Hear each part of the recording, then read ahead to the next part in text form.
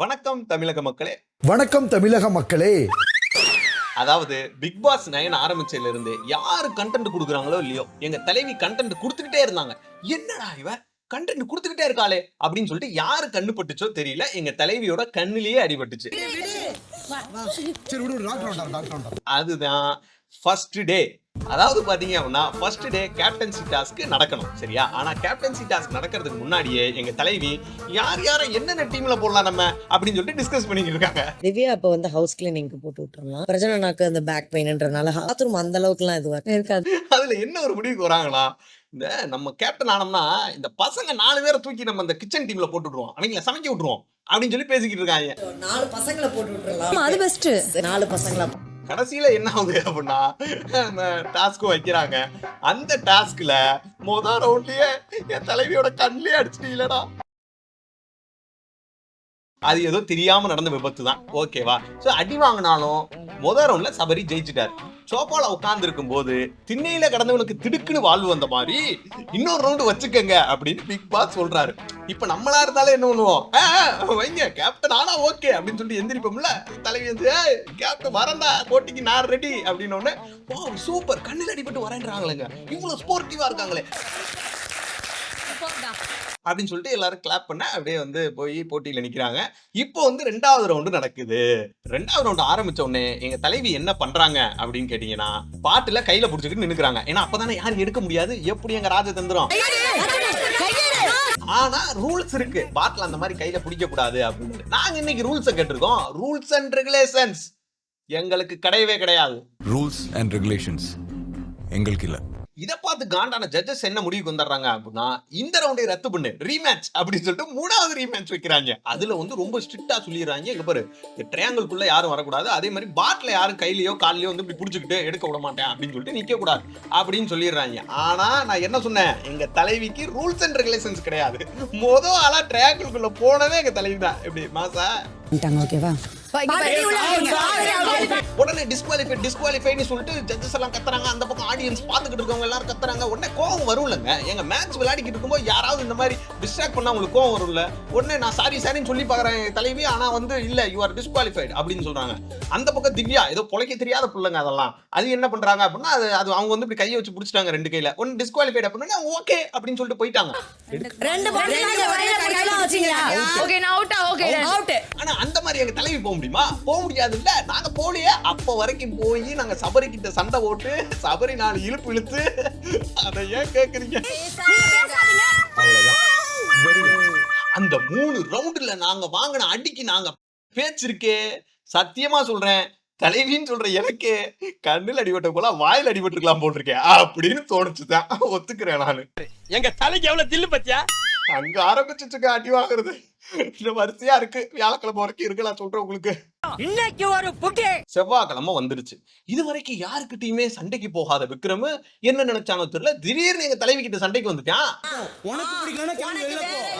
நாங்க எங்க தலைவியும் நல்லா முட்டு கொடுத்து பாக்குறாங்க, ஆனா முடியல. பேசுனால அப்படின்னு என்னமோ பண்றாங்க. அப்புறம் எப்படி பேசுறது? அதனால எங்க தலைவி போடா போடா அப்படின்னு சொல்லிட்டு செவ்வாய்க்கிழமையே அடி வாங்கிட்டு போயிட்டாங்க. பேசவே முடியல தெரியுமா? அப்பதான் ஒரு ராஜா டாஸ்க் வருது. அதாவது ராஜா 2 ராஜா டீம். ஒன்று கானா சாம்ராஜ்யம், மற்றொன்று தர்பீஸ் சாம்ராஜ்யம். இதுல நம்ம பெர்ஃபார்ம் பண்றோம்டா அப்படின்னு எங்க தலைவி இருந்தா என்ன தெரியுமாங்க கொடுத்தாங்க டாஸ்க்? அதாவது வாட்டர்மெலன் ஸ்டார் ராஜாவா, அவருக்கு ராணி எங்க தலைவியா. ராஜ்யத்தின் மன்னர். 3வது நாள் ஆரம்பிக்குது. 3வது நாள் ஆரம்பிச்ச உடனே எங்க தலைவியோட 2 கண்களுக்கும் ஒரு பெரிய ஒளி தெரியுது. ஏங்க அங்க பாருங்க கண்ணிலே அடிபட்டு இருக்கு, எப்படி 2 கண்ணிலையும் ஒளி தெரியும் அப்படின்னு சொல்லிட்டு நம்ம கலாய்க்க கூடாது. ஒருத்தவங்க அடிபட்டு இருக்காங்க அப்படின்னா அதை நீங்க வந்து அஜிச்சோ இப்படி ஆயிருச்சே அப்படின்னு பரிதாபப்படலைனாலும் பரவாயில்ல, கலாய்க்க கூடாதுங்க என்னைக்குமே. இது ஆக்ஷன் மேடம். இப்ப என்ன அப்படின்னா, பிக் பாஸ் வந்து தர்பீஸ் ராஜா வந்து ஆட்சி பண்றதுக்கு பதிலா தலைவி வந்து ஆட்சி பண்ணலாம்னு சொல்லி பார்வதியை ராணி ஆக்கிட்டாங்க. அந்த பக்கம் வினோத்துக்கு பதிலா விக்ரம் நீங்க ஆட்சி பண்ணிக்கங்க அப்படின்னு சொல்லிட்டு 2 பேருக்கும் லட்டு மாதிரி 2 கொடுக்குறாரு. ஏன் தெரியுமா?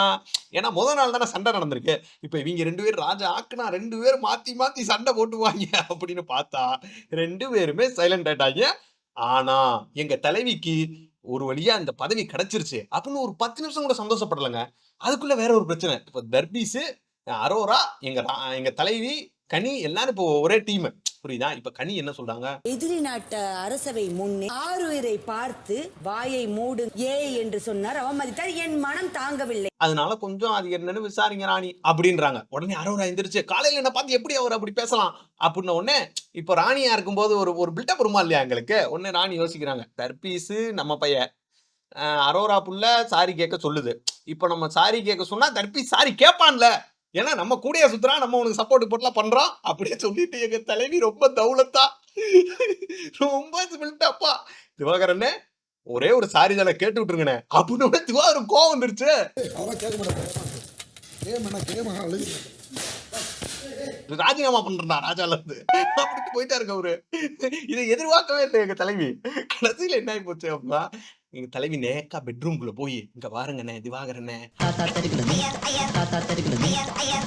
வந்து திவாகரனை மண்டைக்குள்ள போய் எல்லாரையும் கழுவுவாங்கல்ல அந்த மாதிரி கழுவிட்டு நீ வந்து எப்படி சொல்கிறாய் என்றால், போனால் போகட்டும், ஒரு மன்னிப்பு தானே, இதா வற்றுக்கோள் என்று சாரி கேட்டுறீங்களா அப்படின்னு கேட்கும்போது திவாகரனே முடியாது அவட்டு போயிட்டாருங்க. இந்த மாதிரி யாரு கண்டுபிடிச்சோ தெரியல. இப்படித்தான் எங்க தலைவி அடி வாங்கிட்டே இருந்தாங்க இந்த வாரம் பூரா. அதுக்கு ஒண்ணு வேணாம். ஓகே, அன்னைக்கு நைட்டே நம்ம கமருதீன் என்ன பண்ணாருன்னு கேட்டீங்கன்னா, சாப்பிட்டுக்கிட்டு இருக்கும்போது அப்படியே பார்த்தாரு நெய் பாட்டில் பார்வதி பக்கத்துல இருந்துச்சு. ஆஹா நம்ம போய் நெய் எடுத்துக்கிட்டோம்னா நம்ம பார்வதி யாருக்கிட்ட சொல்ல போறா அப்படின்னு நினைச்சுக்கிட்டு அந்த நெய் பாட்டில இருந்து ஒரு கரண்டி எடுத்து ஒரு தட்டுல ஊத்திக்கிட்டாருங்க. ஊத்துன உடனே பார்வதி பார்த்தாங்க. ஆஹா இதை வேற எவனாவது பாட்டானா நம்மளை வச்சு செய்வாங்கல்ல, ஏற்கனவே நம்மளை வச்சு செஞ்சுக்கிட்டு இருக்காங்க, அதனால இந்த நேக்கா கோத்து விட்டுருவோம் அப்படின்னு சொல்லிட்டு பக்கத்துல திரும்பி சுபிக்ஷா இங்க பாருமா அவர் என்ன பண்றாருன்னு அப்படின்னு கோத்து விட்டுருவாங்க. கமருதீன் பயங்கர டென்ஷன் ஆயிருவாரு. எல்லாரும் கேட்பாங்க எனக்கு நெய் கொடுங்க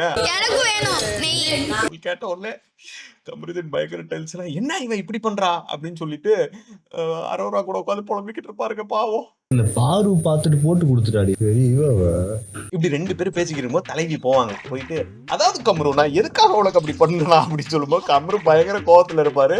நீ ஒன்னும் சொல்ல வேணாமா, தயவு செஞ்சு பேரு நான் பயங்கரமான டென்ஷன்ல இருக்கேன் அப்படின்னு சொல்லி அனுப்பி விட்டுருவாரு. குட் பை அவ்வளவுதான். தேங்க இந்த வாரம் பூரா பண்றது பூரா அப்படித்தான் முடிஞ்சு வருது. என்னத்த சொல்றது? ஒரு பக்கம் பாத்தீங்கன்னா திவாகர் நிப்பாரு, இன்னொரு பக்கம் பாத்தீங்க அப்படின்னா கமருதீன் நிப்பாரு. இவர் இல்ல நான் அவர் சப்போர்ட், அவர் இல்ல நான் இவர் சப்போர்ட் அப்படின்னு ரெண்டு சப்போர்ட்டுகளுக்கு நடுவுல ராணி மாதிரி வாழ்ந்துகிட்டு இருக்கு எங்க தலைவிய. இப்ப ரெண்டு பேர் கூட சண்டை போட்டு ரெண்டு பேரும் தனியா உட்காந்து அவங்க பேசிக்கிட்டு இருக்காங்க. அதாவதுமா அது வந்து நம்மள யூஸ் பண்ணிக்குதுமா அப்படின்றாரு இவரு. நம்ம ஏதாவது சின்ன தப்பு பண்ணா காட்டி கொடுத்துரும், அது பண்ற பெரிய தப்புக்கு நம்ம பின்னாடி வந்து நிற்கும். ஆமனே அது தெரியாமதான் நான் இவ்வளவு நாள் பழகிக்கிட்டு இருந்தேன் அப்படின்றாரு அவரு. இப்படி எல்லாமே இந்த வார இறுதியில எங்க தலைவிக்கு அகேன்ஸ்டா போயிருச்சு மக்களே. இது என்ன பிரமாதம்? இது விட பெசலைட் ஒண்ணு இருக்கு கூவுடா. சரி வீட்டுக்குள்ள இருக்கவங்களுக்கும் நமக்கு தான் ஆக மாட்டேங்குது அப்படின்னு சொல்லிட்டு நம்ம தலைவி என்ன பண்ணாங்க அப்படின்னா அமைதியா இருந்தாங்க மக்களே. அப்போ வந்து பிக் பாஸ் ஒரு டாஸ்க் தராரு. அது என்னன்னா இந்த சாம்ராஜ்யத்துல இருக்கவங்க ஒரு கோட்டை கட்டணும், அதை வந்து அவங்க அந்த சாம்ராஜ்யத்துல இருக்கவங்க பாலை வச்சு அடிச்சு அதை வந்து தகர்க்கணும். இதே மாதிரி அவங்க கட்டும் போது நம்ம பாலை வச்சு தகர்க்கணும் அப்படின்றது டாஸ்க். இதுக்கு நடுவர் யாருன்னு கேட்டீங்கன்னா இந்த சாம்ராஜ்யத்தோட ராணி யாரு நம்ம தலைவி, அந்த பக்கம் வந்து விக்ரம். ஓகேவா, ரெண்டு பேர் நிக்கிறாங்க. இதுல ஒரு குளறுபடி ஆகி போச்சு. என்னாச்சு அப்படின்னா இவங்க அந்த கோட்டுக்கு ஒரு வட்டமா வரைஞ்சிருப்பாங்க, அந்த வட்டத்துக்குள்ள போய் பாலை போட்டாங்க. பஸ்ஸர் அடிச்சு வந்து கோட்டையை இப்படி பிடிச்சிக்கிட்டே இருந்தாங்க, அந்த அட்டை மாதிரி இருக்கும் அதை பிடிச்சிக்கிட்டே இருந்தாங்கன்னு சொல்லிட்டு ஒரு கேஸ் ஆகி போச்சு மக்களே. இதனால நம்ம தலைவி கோவப்பட்டு அதெல்லாம் ரீமேட்ச் வைங்களா அப்படின்னு சொல்லிடுவாங்க. உடனே வந்து விக்ரம் நோ ரீமேட்ச் எல்லாம் கிடையாது அப்படின்னு இவரு சண்டைக்கு வர. அவங்க ரீமேட்ச் கேட்க இவர் வேணான்னு சொல்ல உடனே பிக் பாஸ் நான் சொல்றேன் இருங்க அப்படின்னு சொல்லிட்டு அதாவது வந்து பாத்தீங்கன்னா மீண்டும் ஒரு முறை ஆட முடியாது அப்படின்ட்டாருங்க. அதுவும் நம்ம தலையே வச்சிருவாங்கடா அப்படின்னு போகும்போது வைக்க மாட்டேன்ருவாங்க. இப்படித்தாங்க நம்ம எது விட்டாலும் நம்ம போவோம் அப்படின்னா வேணாம் அப்படின்னு ஏதாவது முட்டுக்கட்டையை போட்டு இந்த வாரம் பூரா அப்படித்தாங்க போச்சு. சரி விட்டு தள்ளுங்க, யாருக்கு சந்தோஷமோ இல்லையோ, யாருக்கு தலைவியை பிடிக்காதோ அவங்களுக்கு ஒரே ஜாலியா இருந்திருக்கும் இந்த வாரம். இந்த வீடியோவே உங்களுக்கு ரொம்ப கலகலன்னு இருந்திருக்குமே. சரி அப்படியே ஒரு லைக் போட்டுருங்க, சப்ஸ்கிரைப் பண்ணிருங்க. ஸோ இதே மாதிரி சூப்பரா வந்து அடுத்த ஒரு வீடியோ சந்திப்போங்க. பாய் பாய்.